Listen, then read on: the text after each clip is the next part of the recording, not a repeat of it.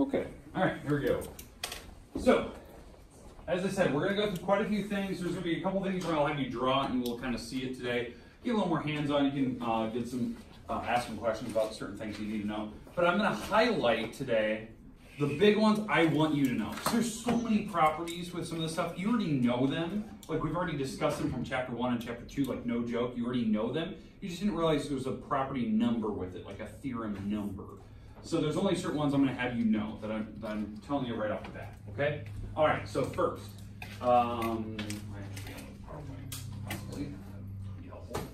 okay, outlines today. I want to start with postulate 211 because I warned you yesterday, like the goal today was to do a lot of angle stuff today, right? It was to do angles, do a proof with it, maybe do a couple examples where you solve for x, get back in the swing of things a little bit. Postulate 211, that was the angle addition, where you add angles up, makes a bigger angle. So it's just a little mini review. I'm going to start with that one. Then, here comes the bad part. We're going into theorems, right? We have a lot of theorems that we're in, no joke. It's not like over multiple sections. It's in this section, there's 12 different theorems. 12 theorems on like a 2-page period. Bing, bing. Just listing theorem after theorem after theorem. There's only a select few you need to know. So I'm going to go through them because it's my obligation. You do need to see them. But I will tell you which ones I'm going to highlight. Like, this is one we need to know. We're going to use it. Does that make sense? So that's what we're going to do today. But you do need to see them. They're in your textbook in this section 2.7. So it's not like I'm pulling them out of thin air. They're in this section, but I'm going to highlight the ones we need to know for sure. On certain days, like in the later chapters, when we need a certain one, we'll come back to it and say, hey, we're going to use this one from now on. So hopefully this will make sense. So again, the goal is to explain purpose and which ones are important for us today, to now. Okay, so you're not overwhelmed by the sheer number of them. Okay, we'll do a couple examples today. I have, I think, 3 problems picked that I want to do. 3. And I'm going to go through these pretty quick today, so we have plenty of time. And then hopefully I can give you about 10 minutes at the very end today, but I got to go quick today. Okay, so geometry proofs, we're going to talk about angles today, not segments. Okay, homework today. We had stuff that was due tomorrow, right? That's your 5 problems, 1 through 4, number 9. We're going to get the second part today. So we're going to add a few more. And these are, a lot of these problems, they don't feel like overwhelmed, like, oh my God, I didn't even get those done. A lot of these today are solving for x. Like, oh, solve for x. X is 12, for the angles. So it should be kind of easy. Some of those do not require proofs. You're just going to solve for x, show me what the number is for the angle. Because it wants getting used to what angles are again. There's only a select few you're going to have to do an actual proof of it. And that's why we're going to go through at least an example today. If you need a second one, we'll go through a second one if we need it. Okay? All right, here's that postulate. We already had this one. This one we had, I think, what? Monday or Tuesday this week. Question? Yes. Okay, so angle addition. So this one we had earlier this week. You add 2 angles together, and that makes a bigger angle, larger, right? So you have ABD, you have DBC, that makes all of ABC. That's the 2 separate angles, X and Y, that you can see on that picture. Just make sure, let me know if you're not quite getting those, especially today, like when we're in the middle of that proof, and you're like, I just don't get what this theorem is saying. You're just adding small angles together to make a large one. But they have to be side by side, they have to share the same vertex. So again, remember, always ask questions if you're not quite getting it. This is the one that we've had earlier this week. I think we even did a couple examples like on Monday or Tuesday this week where we solved for x, found an angle, like angle of 17 degrees or something like that. We're going to do that today. I have like 2 of them picked up because that's the majority of your homework today. It's like solving for x. There's only a few proofs. Okay, first theorem of the day. Now, this is one that if you want to write down, fine and dandy. It's in your book. I'm not going to give you a lot of time on this one. So if you don't get it, it's not one of the crazy important ones. Hopefully no one on the internet has a problem with me saying that because we don't use these too often. Okay. It's reflexive. I even used one of these earlier this week. It's the reflexive property of congruence where you set something equal to itself. I did that earlier this week with a segment where it's being shared. I think I did 1 theorem or 1 property, 1 proof this week where I used reflexive. I did property this week where I used transitive, where I had 2 sets of things being equal and eventually made a new thing. It's not substitution. And then symmetric property is where you take one equation and flip it around. We didn't have to do that for any of our proofs this week. I didn't have to magically switch the right and left side to make everything match perfectly. There was potential yesterday on one of the examples I could have done that. if I wrote it down differently. But these are the three. They're not crazy important. It's just that you do need to know them. Reflexive means you set something to itself. Symmetric is where you take the right and left side of the equation, totally flip both sides.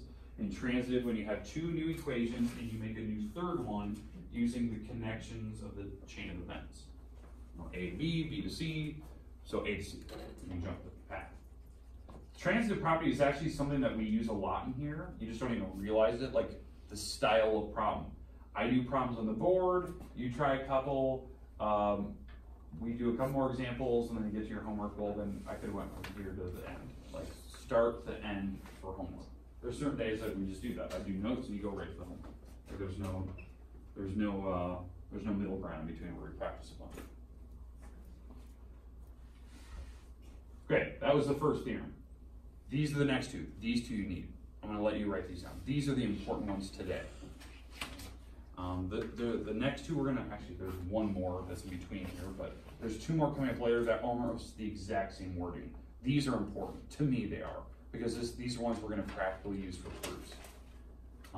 That supplementary means you add angles up that are 180 degrees. So if two angles form a linear pair, make a straight line, then they are supplementary to each other. They add up to be 180. That's something that's practical. We even did, I think, that earlier this week. That was one of my examples to solve for two angles. And complement theorem is where two angles, where the non-adjacent side of the walls are opposites, form a perpendicular angle or a right angle. Then the angles are complementary. They add up to be 90.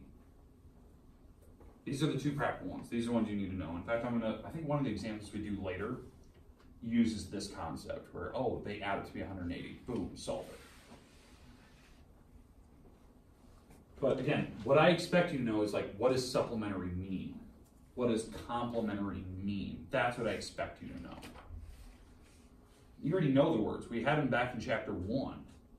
It's just now that we have a theorem that goes with it. Supplementary or straight, they start with the letter S. Complementary or corner, like the corner of a room is 90. That's how I think of it. So C for complementary, C for corner. That's my little hint for how you remember which one's which. Now, why I'm warning you of that, why I'm saying these are important. Complementary and supplementary are fair game for the vocab on the test coming up. Because they're just things you need to know. They're from chapter 1, they don't go away. Things in here build. You keep using similar words over and over and over.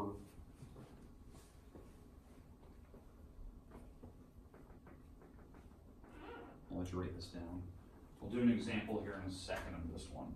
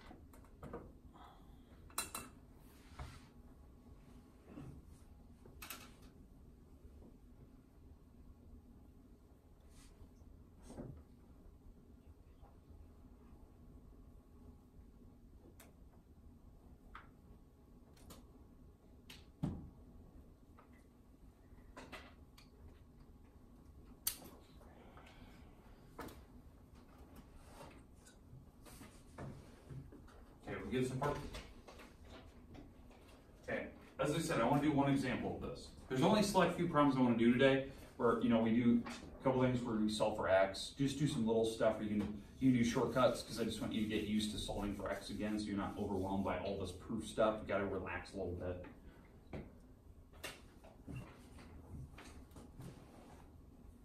All right.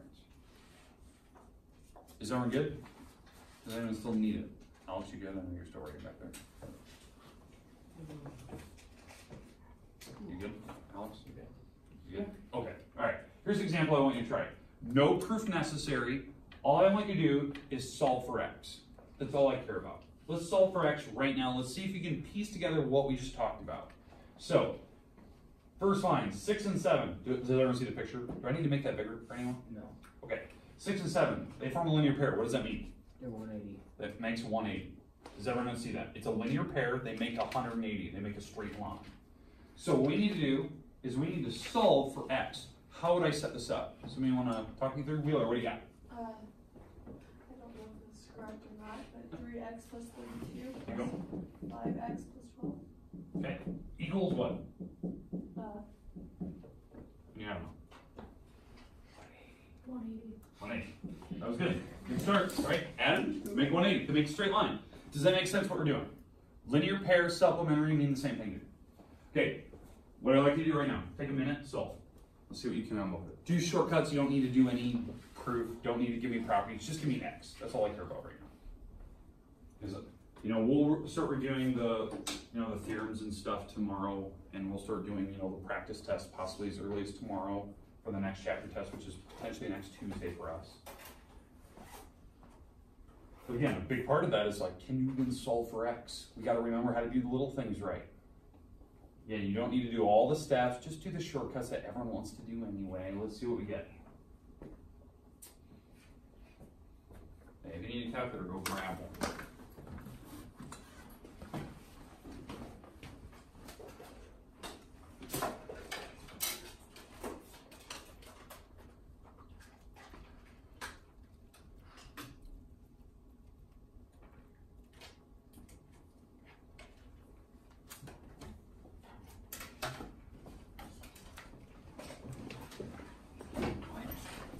This is a good thing, we gotta practice a little bit.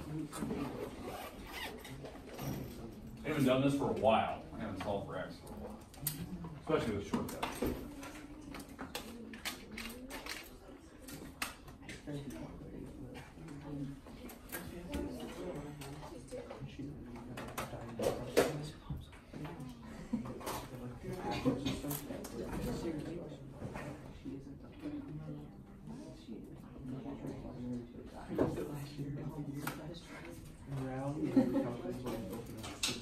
All right, so you want to walk me through the first step? Wheeler, what's the first step to solving this thing? Oh, I don't know. Yeah, give me the first step. Yeah. I do commutative stuff. Okay, so you move things around, and then what do you get after that? I got 3x plus 5x Yep. plus 32 plus 12. Okay. Now, I didn't even require that you had to do that, but that is a great step. That is the correct step if you have to show all steps. You're right. You'd have to do that first. What do we get when we add those things up? What do you got? 8x plus 44 equals 180. Okay, good. Now, we did take a couple shortcuts there. I'm totally fine with that for right now. The shortcuts, what I mean by that, you are correct, don't get me wrong. It's just that the shortcuts, you'd have to factor out the x before you'd actually add 3 plus 5 if you're doing the long steps. But adding the 32 and 12, that's substitution. Same with the 3 plus 5. But that is correct. Okay, somebody else now. Thank you for the 2 volunteers. Somebody else now. What do you got? 8x equals 136. Boom. And how do you do that? You are correct. Exactly. Subtract the 44 from us, right? Because you have to add and subtract first, then we can multiply and divide. Somebody else now? Spirit, what do you got? Y equals x by 8 and you get x equals 17. Boom. Okay. Do we feel comfortable solving for x still? Yeah. Okay, good. That's huge today in the homework. Like most of your problems, no joke, are those. I do not require proof. Let's get some algebra back under our belt so we can get comfortable with that. Do you feel comfortable with that? Okay. Because sometimes we just need that. You just need to practice solving for x. A lot of people want to do that. Now, I know it says justify. I don't care about that right now. What was the second part of the question though? It says, okay, find x. Boom, we're done. We had it at 17. Now we have to go back and find measure of angle 6 and measure of angle 7. How do we do that? Substitute x.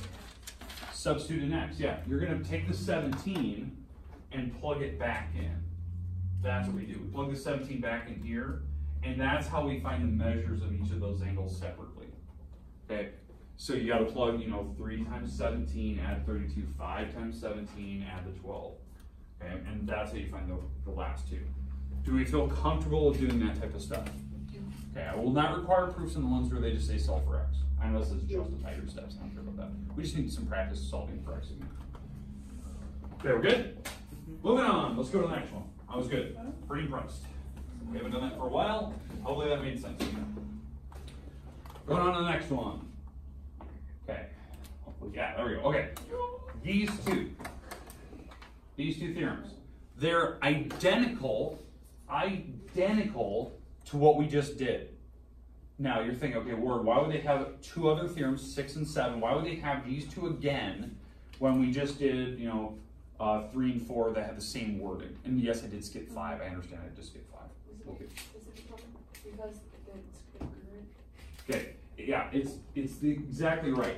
What they're actually doing is they're actually doing two problems in one. So what I mean by that is, okay, again, this is congruent supplement theorem, this is congruent complement. So supplement means adds to be 180, complements added to be 90. So what they're saying is that if you knew that angle number 2, let's say angle number 2 is 30 degrees. Okay, let's say angle 2 is 30. And you had two angles that were different than the 30, they're different than the 30, but when you put them next to the 30, they make 180. Okay, so that's one of the supplements, and this angle over here is different than the 30, but when you push it up against the 30, it also makes 180. Does that make sense? What would the angle have to be for angle number 1? If I push it up against 30 and it makes 180? 150. 150, okay? And this angle over here, if I push it up against angle 2 and it makes 180, what does this angle have to be? 150. What they're saying in this theorem is that these have to be the same. Okay? Now that's like abbreviated version of it, right? That two different angles separately on the page, when you push them up against the same angle and they make straight lines, they would have to be the same angle in the first place. So it's supplements. Supplements are these angles. The supplements of a congruent angle are congruent. These angles are equal if they're the supplements of the same angle. Well, duh, they both have to be 150s because they have to add it with a 30 and then 180.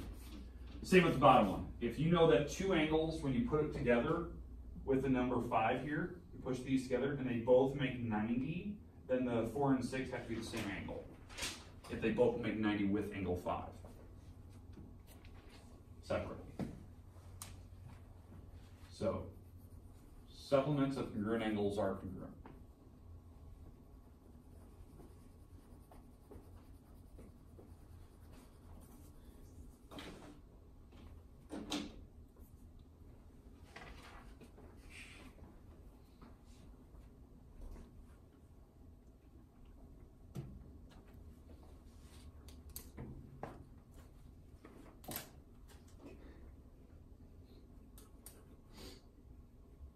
So again, it's two separate angles being compared to another one. So if they're supplementary, they have to be 180. If they're complementary, they have to be 90. But they're saying that we're doing it for two different angles. Now you're about to see an example of this here in a second that's right out of your book.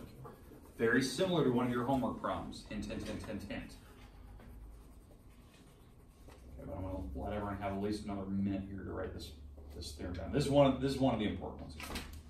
That's what I left up here. I know I skipped 5. We're getting 5 minutes. Sorry.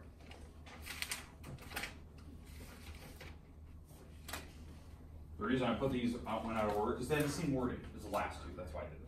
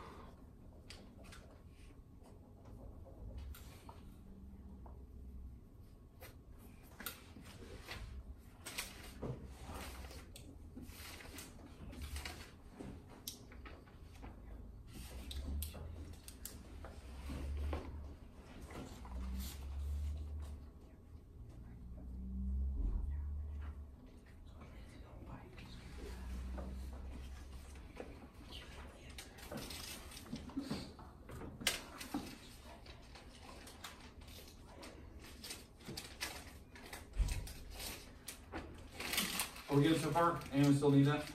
Okay, it's all right. Good.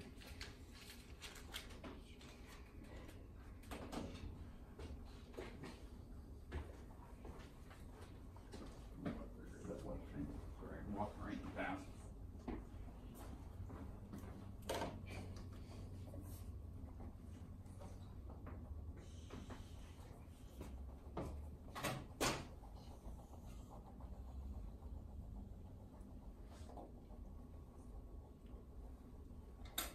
is everyone good?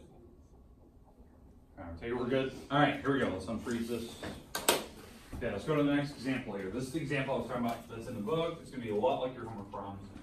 Okay, so they're saying 2 and 4, those two angles, and 4 and 5 are both supplementary to each other. So I know it's really poor wording. This is a direct picture of your book, by the way. So these two are supplementary to each other. So what does it mean to be supplementary?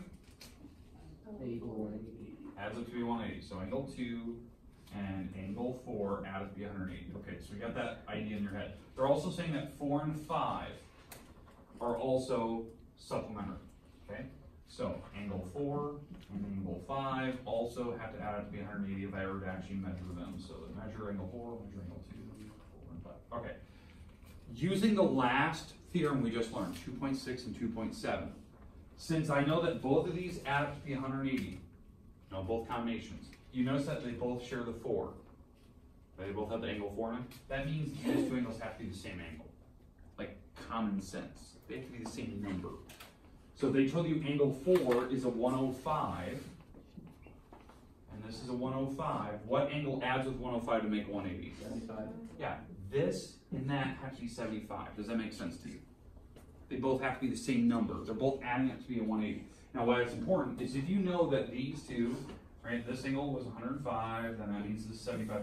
And if this is 70, or this, if angle 2 is the same as angle 5, because it adds up with 4 to make it, this also had to be 75. So then you can start making the logical conclusions that 3 had to be a 105. Like you can start bouncing numbers around, but you have to know the combinations there. Without simply writing that fact that 2 and 4 have to be 180 and 4 and 5 have to be 180, you simply wouldn't know that they're the same number. Common sense. Okay, does that make sense how I did all that? If I can bounce numbers around? That was using Theorem 2.6. Okay, that was my example. Okay, and that's what you have to do in this book. You just have to find a number. Because on that problem, I didn't give the instructions. It says find all the other angles. So find angle 5, find angle 2 and 3. So that was in the instructions up above.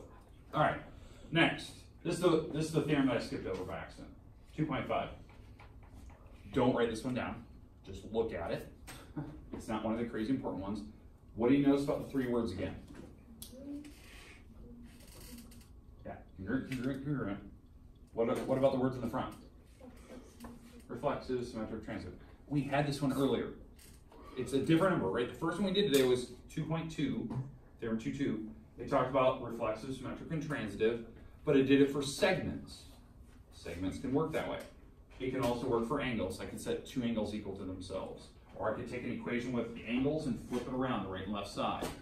I could do transitive, where I could have multiple angles connected and they would all have to be equal to each other. That type of thing. It's not crazy important. We'll eventually use it later. We're good though? Okay, maybe my example today might use that, but it's not crazy important. All right, here's the next ones. This one is important. You need to write this one down. This is one you already know. I've even said this one in class. We've even proved this one in class. But we never had the theorem number that went with it. It's called the vertical angle theorem. Vertical angles, little funnel system, right? Vertical angles are formed by intersecting lines. 2 straight lines intersecting form vertical angles. Vertical angles are the ones that are across from each other. Not just up and down. Everyone always thinks vertical means up and down. But it can also be right and left. So lateral instead of vertical.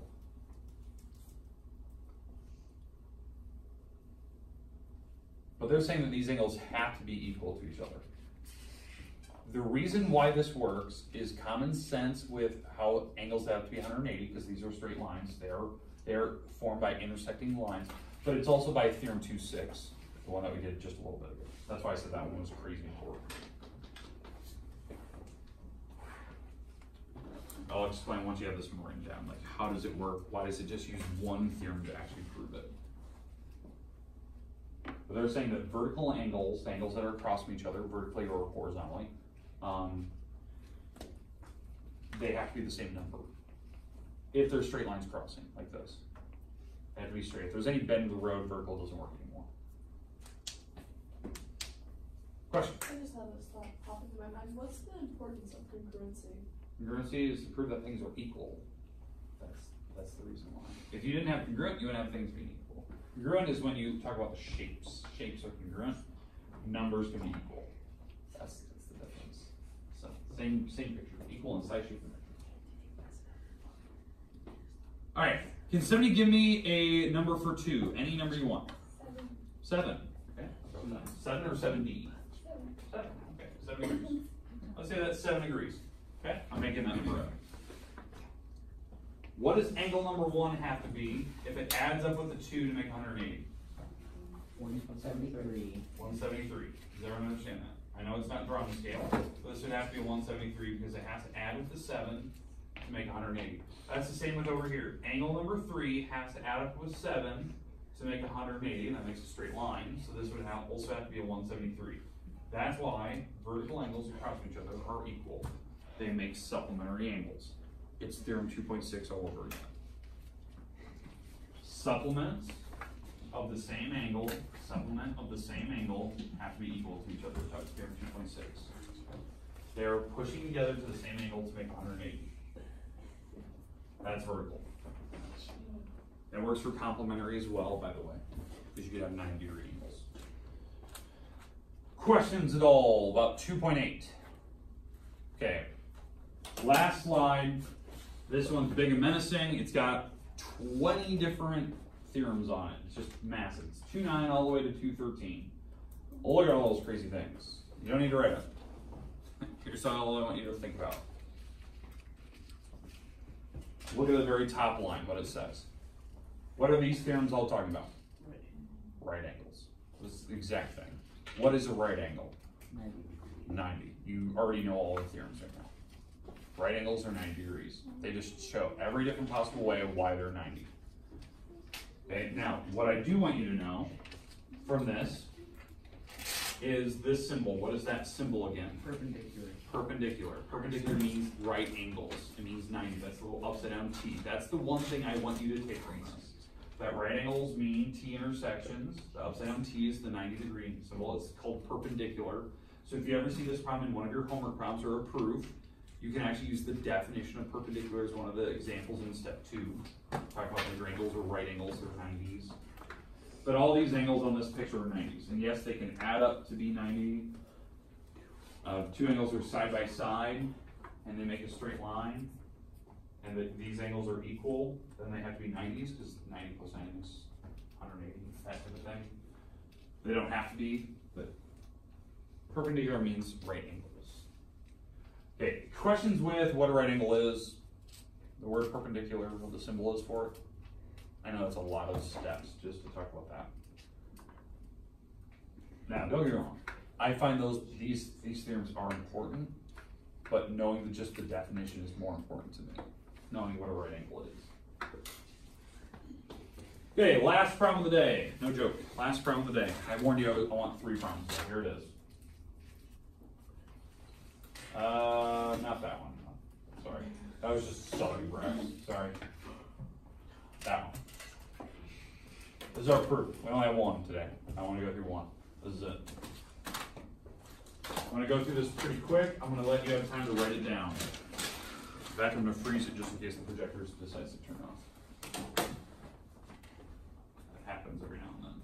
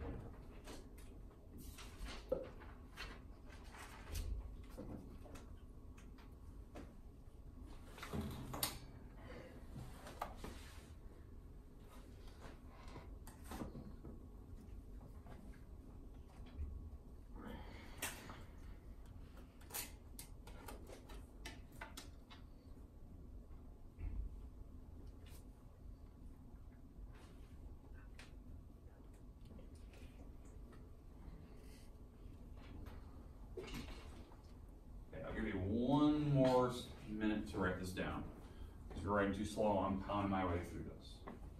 Okay, notice, now the reason I brought this one up is talking about angles, duh, it's doing a proof. They use the word bisector. I think it's important we talk about bisectors again. That's one of the crazy words we have to define. But it's been a while since we've seen a bisector. I think it was chapter 2, maybe even chapter 1 since we've seen it. So we do have to define that word one more time. This one will use one of the theorems we talked about today. So that's why it's important that we know this.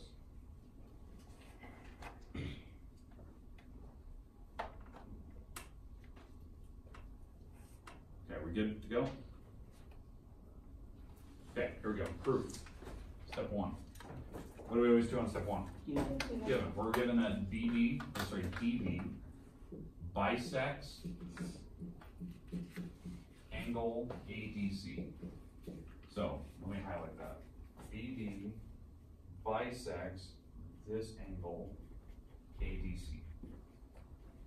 That's our given. I'm just gonna write this there. Given. Okay, sorry. All right. 2. We have to define a word. What does bisector actually mean? Goes right through the middle. That's one of the things. Like it's like a midpoint. But what else? What does midpoint also mean? Middle and.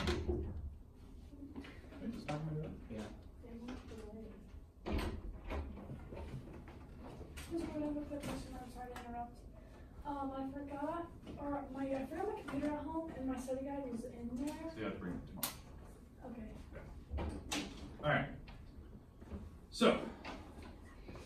Bisector is a line, ray, segment, or plane that intersects a geometric figurehead centered. That's a perfect definition of it. I agree. What's the second definition now? What? Midpoint. Midpoint? Angles on both sides of the equal. Say, wait. I heard it. I heard it. You were saying it right, but what did you say? That's The important. angles on both sides, so they're equal. They're equal. Angles are equal. It's like the midpoint idea. It goes through the middle, two things are equal. That was very nice. All right, so these two angles right here are equal to each other. That is the second definition that you need to know. So step 2, angle, the measure of angle 1, I'll say 1. Measure of angle 1 is equal to the measure of angle 2. And that is the definition of bisector. Bisector has two definitions. And by the way, that's an angle bisector. Bisector has two different definitions. That the angles are equal and that it's going through the middle of them. So that's the parts that everyone was saying. Okay, so 1 and 2 are the same. I have them marked. Actually, I don't have them marked yet. There we go. There, now they're marked. Okay, so does everyone understand that?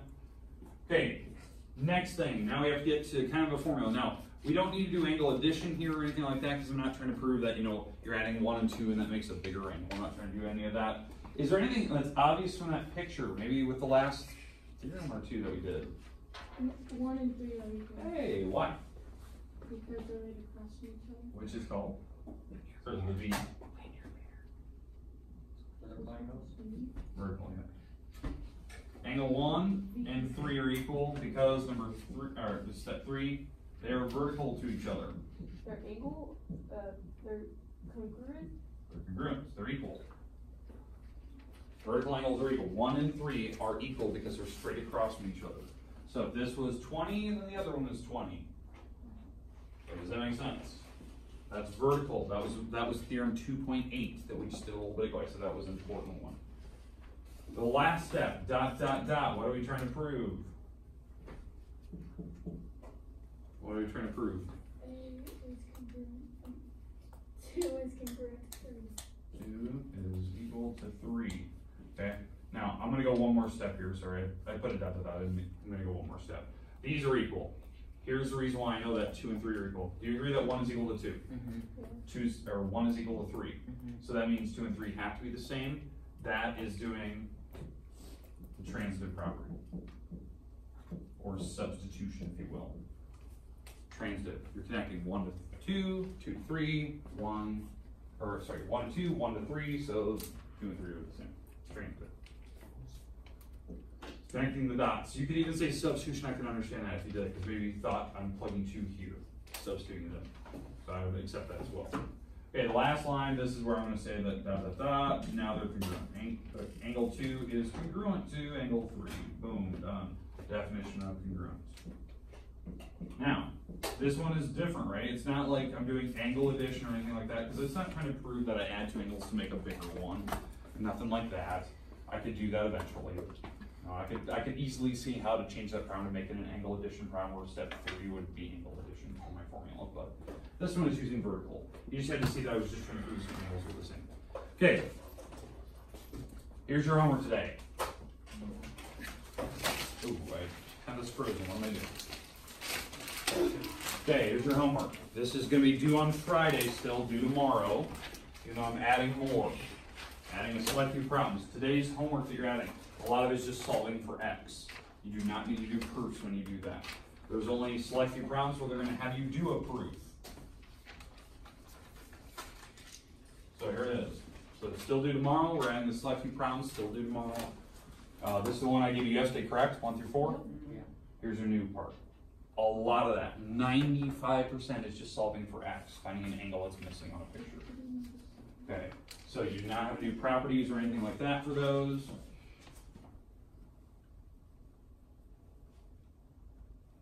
There you go. There's your extras. You don't have a lot of time. Now tomorrow we have a shortened period day. So I don't know if we necessarily will have, the test next Tuesday. Tomorrow is kind of a day I want to tentatively notice that word, start reviewing, and Tuesday would be, the day I had set for the test. Tomorrow's a shortened period. We have the assembly tomorrow for the Veterans Day program. We do it every year for the high school freshmen that don't know that. New Veterans Day program here. Our kids are in charge of it. The band plays. We have guest speakers come in from the military that come in and talk. It's kind of a big day. If you haven't been told by your teachers yet, period 4, after period 4 is the time we're going to that assembly. It's right after period 4, right before lunch. The class in the morning are taking the time, afternoon is shortened a little bit. You cannot take a cell phone into that assembly. So just know that. So whatever period 4 class you have, they're going to be very strict tomorrow. You need to caddy your phone and leave them in the caddy. Does that make sense? The reason why we're doing that is out of respect for our veterans, and they get enraged when you have a cell phone that goes off. You will not get that cell phone back. Okay? You will be missing that phone for the next 30 to 60 days. You've been warned, do not bring a cell phone into that assembly. If somebody has a cell phone and you see it, you need to tell them to turn it off immediately. Because it's nothing more than disrespectful during a Veterans Day program that somebody's cell phone goes off. So keep that in mind. A little bit of respect to the veterans. Okay? All right, that's it for today.